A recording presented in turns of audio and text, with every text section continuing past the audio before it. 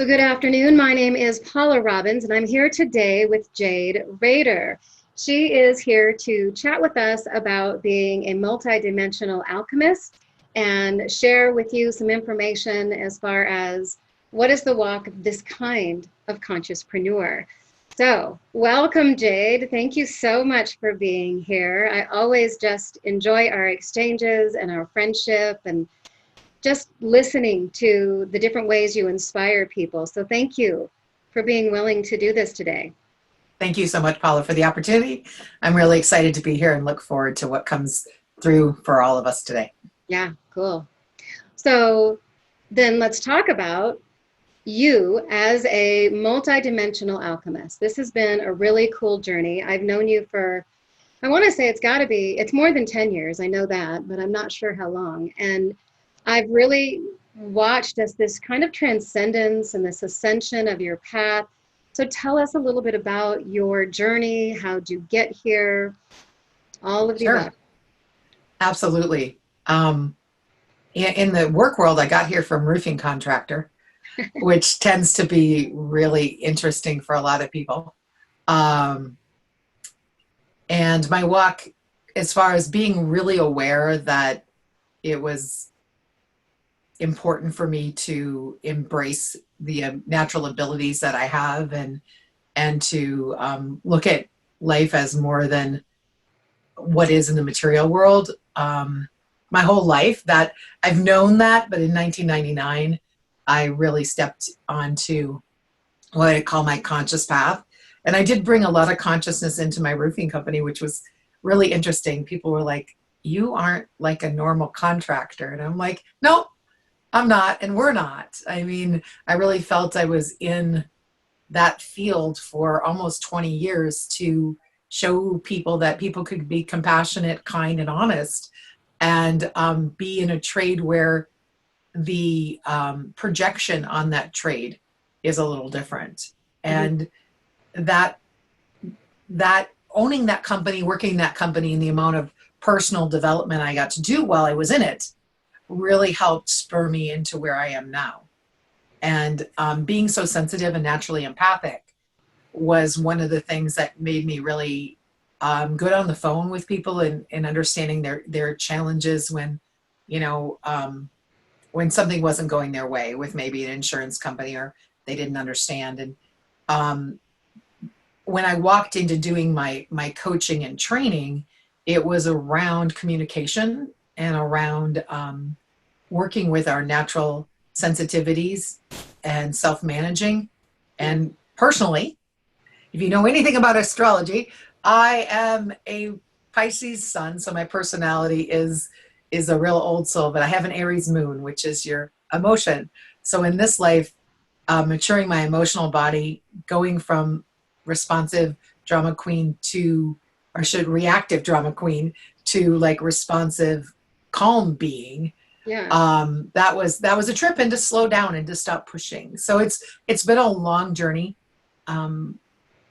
The awareness that the evolution of an empathic person, someone awake in their, if we're going to call them energy centers or gateways in our body, people will call them chakras, that when we're awake in those lower centers below our heart, in our body, we are sensing things way beyond ourselves.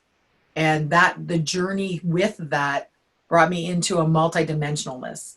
So when you evolve past what can be painful in that, and you start going, okay, what else can I do with this? Like, what other access do I have? How does that work?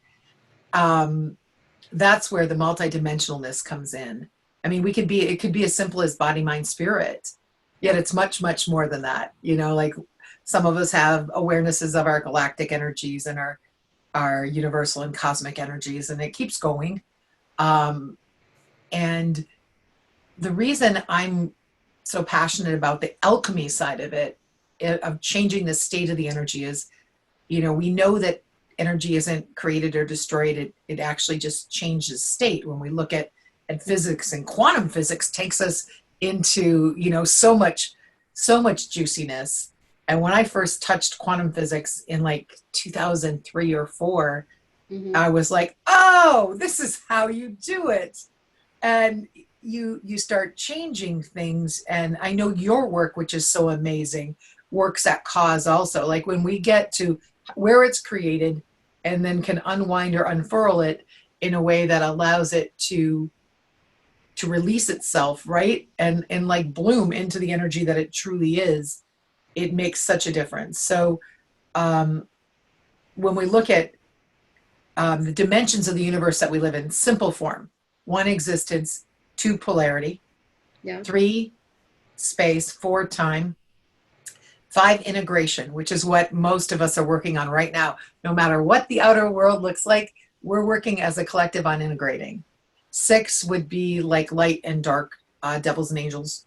And 7th is transcendence. This is one way of looking at the dimensions of this universe.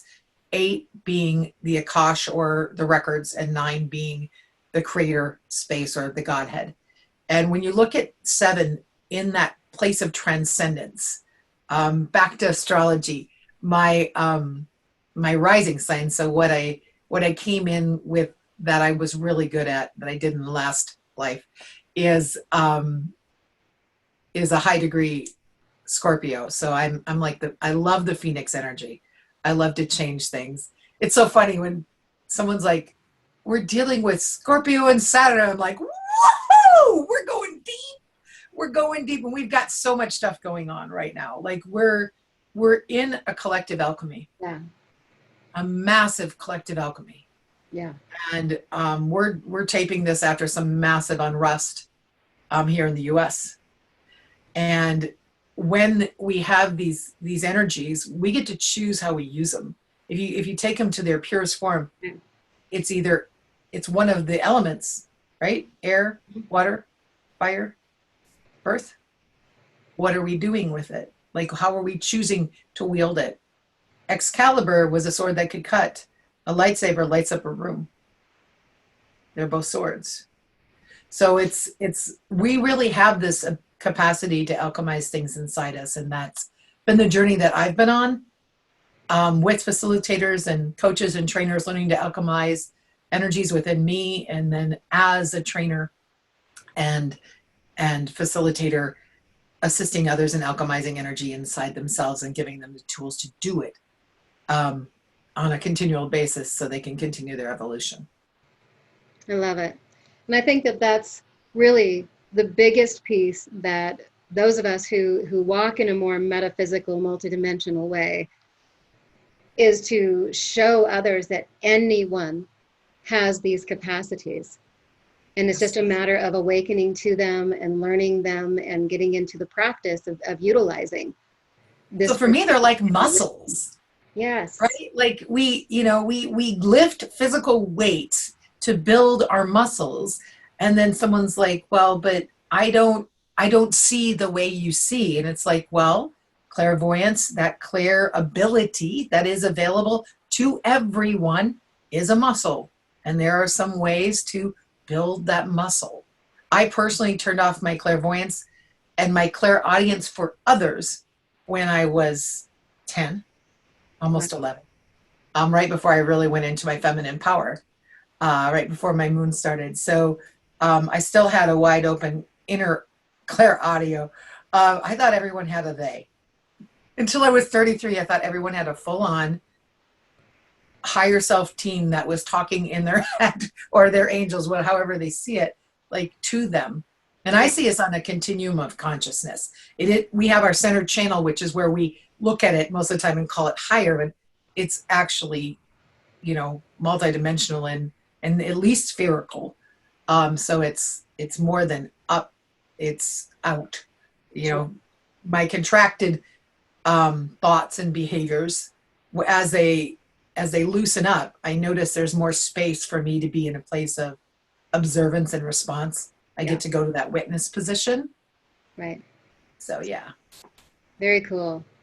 So, and as you've really grown on this path and you've started really kind of building as a professional, as a business, as somebody who inspires others and carries a lot of message in a very positive way for the greater good, you've gained a really cool following. You've really put a consistent level of reach out there, and you've inspired tons of people.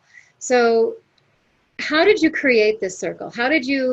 What were like the action steps for you to really build your particular following, your audience? I'm asking for the consciouspreneurs specifically, because I think that this is a space that, especially now that we're coming off of a global pandemic, people are recognizing the need to work more online and build this kind of a digital audience for our work. You've done that. Talk about that for a minute. Yeah. So for my virtual work, I remember the first time I saw Zoom. I was one of the most excited people in the entire world, because as a sensitive, even though I'm quite extroverted, it's nice to have the gap. Even though I can read the energy and discern the energy, I'm not getting pushed by it. So Zoom gave us a great, and I do a lot of different things that I put out through Zoom. Facebook is still and has been my main way of cultivating people in my world. Some of them that I've known a long time. We're probably close to 15 years, Paula, because I've been gone from Colorado for over 9. Yeah. So, and so, you know, having people find you or re-find you, or, you know, online, or me finding them, I'm like, wow, that's somebody from high school. Like, you know, it grows it, and you don't know when you show up online and you send a message of whatever it is. So one of the titles I enjoy is light messenger. So I'm bringing a message of light, and you receive it or you don't, totally up to you, but it's a message. It isn't a teaching. It's not a telling. It's a message. And it's kind of like, you know, some messages resonate, other messages float right by, and that's cool. So like being willing to message. I remember in 2011, right after I left Colorado, I was working with a marketing gal out of San Francisco. She said, Jade, you know, you just got to talk to the camera. And I'd be like, I wasn't comfortable on camera. And so really just talk to the camera. You don't ever have to post it. Talk to your phone, talk to your iPad, talk to your computer, talk to them for a while. Imagine the person that is ideal to receive the message is on the other end of the camera. And when you do that, you connect. So I really do come from the heart when I'm doing it as much as possible. So it isn't, sometimes there is a sticky note, even if it's channeled in, talk about this. I'll put the sticky note somewhere so I can see the main topics. Yet when I'm showing up to deliver a message, I'm not teaching or selling by any means. I'm communicating. So when you come from that place of contribution, people feel that. It's more of a feel than really what you say. And it's consistency. It doesn't have to be as much as you would think it would. I actually am showing up more deeply and less often. And I'm seeing that feedback. And I guess the biggest awareness I want to leave with the consciouspreneur is you may never know who you impacted. Right. Kind of like when we walk down the street with a smile on our face. We don't know what that smile did for that person we walk by. When you show up, you post a beautiful meme, you say something inspiring, you share your view. People sometimes need it to feel like it's okay to have their view. Yeah. I would tell you everyone is totally and completely welcome to have their view. A lot of us have conditioning, right? So when you are willing to show up as a consciouspreneur, you are literally having people get in to be curious about their own conditioning as they move along. So however you choose to share it, do so and keep moving. It could be a vlog. It could be a blog. It could be, you could be a consciouspreneur that mainly comments on other people's things. and is someone who champions and inspires and gives resources. Some of the most, as far as we're talking business, some of the people that became clients or participants in group trainings came from where I contributed something in someone else's group, and Right. not like as in come see me. It was more like, hey, here's what I've had to do. So really putting yourself into your responses makes a big difference. It's conscious. You're not Yeah. telling them what to do. You're saying, well, in my experience, or man, in my life, on my journey, this is what I've had to do. And be okay with being vulnerable. And guess what? You really aren't wrong. You just may have a different view later. So be okay with what you have in the moment. Follow Agreed. your heart. And there's a lot of people out there to teach you how. Trust you. Right. Right. So tell us a story then about someone that has trusted you, someone that you've worked with, someone that's had a transformation. I'm curious. Yeah. Give us one of the examples of Sure. the type of work that you do and who you've Sure. helped there. So I worked with a gal that came out of corporate, and she totally, we were actually in a marketing training together, because I was like, where did you find me? We were in a marketing training together, and when she had down what she wanted to do, Yeah. but she needed the personal confidence and really to move the stuff that was keeping her small out the way. And I took her on a short journey. I have 21-day intensives where we do 3 deep mini dives. So a deep intensive, like 2-3 hours. And then, I'm there. I'm like your go-to in the pocket. I'm the guide in the pocket. I'm on the mountain and I can't figure out where I'm going. I see this big tree, Yeah. Yeah. And we use Voxer. That's why I act like it's a walkie-talkie. Mm-hmm. And we did that journey together. And she went from not being willing to put out a training for others to being willing to go and do that, and being super successful at that. She created well over 5 figures from that training, and with that, she allowed herself to keep going.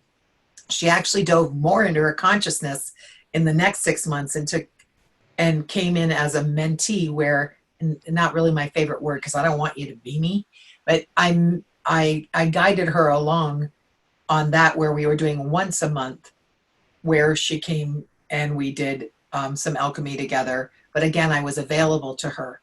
She could soundboard. So a lot of people, the word processing is one of my least favorite. Some people, it's really important to say things out loud so they can feel heard about whatever it is. And often you'll get to your own resolution, because your receptor site is there. If you're asking the question, the receptor site is there to receive from your own consciousness, the answer, which normally doesn't look like an answer, but you're ready to receive the response. And sometimes you need that synergy, right? Like the synchronicities and the synergies are where, when we're playing together. And the coolest thing happened. She went to this 3-day silent retreat, and we get on a call afterwards, and she's like, there's a problem. And I said, what? And she goes, I can't feel the trees. Why can't I feel the trees, Jade? And I said, where were the trees before the 3-day silent retreat? She goes, outside me. I go, and where are the trees now? The trees are inside me. She was in harmony, right? She was in communion and connection at that level that it didn't feel different. Yeah. So as we evolve, sometimes we think we're going a little crazy because things are so different, that someone who's walked down or can ask the questions and shine the light is so helpful. At this point, she did another, I think 6 months later, she did another 3-month. And then at this point, she is out there teaching something completely different, glowing, because she trusts herself. Like the last Sure. 3-month walk was really about self-trust and about speaking of things that she probably wouldn't have from her upbringing. And really like allowing herself to be the shining consciouspreneur that she is. She's doing tons of partnership and she's working in multiple languages, which is so cool because I'm seeing the ripple be had in so many different ways. So there you go. Cool. Very, very cool. Well, as a consciouspreneur, one of my favorite questions for all of these conversations and interviews that I've had is, what is one piece of advice that you would offer to other consciouspreneurs? Put yourself in the equation every single day. And elaborate. So, yeah. We are told to be of service and contribution. And often with that as a tenet, we forget ourselves. And so the tenet I've put into my own life is I am the first number in the equation of the day. It's me. So it's me plus spirit plus others equals day. And that me isn't a selfish me. It is a self-first me. So that's my meditation. That's my movement. That's my quiet. Yeah. And that's my space. And sometimes that's like, taking a break to take a walk. Putting yourself into the equation. In practical terms, you literally could schedule yourself into your schedule. Yeah. And make that block time just as important as a client paying you $1,000. Right. It's you. Yeah. And if you don't, we know this. We know it, right? You must fill up your cup first or you have nothing to put in anyone else's cup. You can have knowledge and wisdom up the wazoo until you live it. Right. It's still conceptual. And we live in a very huge society that is ultra conceptual in the mainstream. I congratulate every consciouspreneur because we're taking things into a deeper place. Often it's the emotions, right? Into how it feels to do things, and then up into the heart, right? To be where we're expressing from that integrated place. But I was taught, Paula, learn it, do it, teach it. And that was very, that was from the cognitive, right? That was logical and linear. And I've seen it mature in my own life to learn it, do it, truly experience it from all my senses, including my sixth sense and beyond, right? Like you do it once and you're like, okay, and then you go deeper into the experience of it and then you live it. It becomes part of your life. And then it becomes your teaching in many cases. Yes. That's when the sharing comes. Yep. After you're truly living it. One of my friends, Joanne, says, practice what you preach and then stop preaching. Yeah. Because you are it. You're the embodiment of it. Yeah. And that's been a huge journey for me, is going from the logic full of information that I've either learned or downloaded, and then the feeler into the heart. And it's a whole different, we know from heart math, and it's a whole different brain set to be coming from. Right. So, yeah. Very cool. So tell people who are watching or who are listening what you're up to. What is, how can they find you? What's your website? What's the best way to reach you? What's an offering? If there's anything you'd like to share with those of us listening. Yeah. So you can find me super easy on Facebook. I'm Jade Rehder there. The only other Jade Rehder is a long distance cousin that lives in Australia. So my last name is Rehder. It's spelled a little different. But if you see it here, that is how it is. My website is jaderehder.com. What I'm up to a number of things. I'm doing a lot of collaboration. I really do adore collaboration. For the consciouspreneurs, one of the collaborations I have on Friday nights at 5:30 Pacific, we are doing an experiential training in our intuitive gifts, really about going inside and really turning those clair abilities into your allies, because they're there for you, and just really working those muscles, like consciously working those muscles in group, because when the vortex is together and you're spinning together, your clair abilities have this little extra like nitrous oxide in it, right? Like, whoo, there's more fire. Your head doesn't get in the way as much. Totally agree. And yeah, those are only $20 a Friday night. And on my website under groups, it's called the Intuitive Expansion Playground. Love it. Very cool. Yeah, so that's something that will be ongoing. And other things other than that, the best way to get to me is either Facebook Messenger is actually the easiest. Sure. I have Jade at jaderehder.com is my email. But and like all of you, email gets really full. Yeah. Yeah, those are, there's a contact form on the website. So there I am. I'll make sure that your website and your Facebook group and your email are included in the video content, so people will see that in the text below. So, beautiful. There. Well, cool. Well, thank you again. Always so good to visit with you and kind of just go into the mind of Jade and the many different dimensions that you articulate when you talk. I love it. And I'm sure that others will too. And I hope that, at a minimum, this provides you with some, more people aware of what you're doing, because you're doing good works. So I'm grateful. Thank you so much. I love to play. And that's literally been my focus in life at this point, is like, that's why it's a playground. It's like, let's play. Let's have some fun. Right. Yeah. It's time, even for us consciouspreneurs, to lighten ourselves up. That's what I was talking about. The light, and we're really serious about it. So it's time to have fun. So thank you, Paula. Yeah. Thank you so much. Have a wonderful day. Thank you. You too.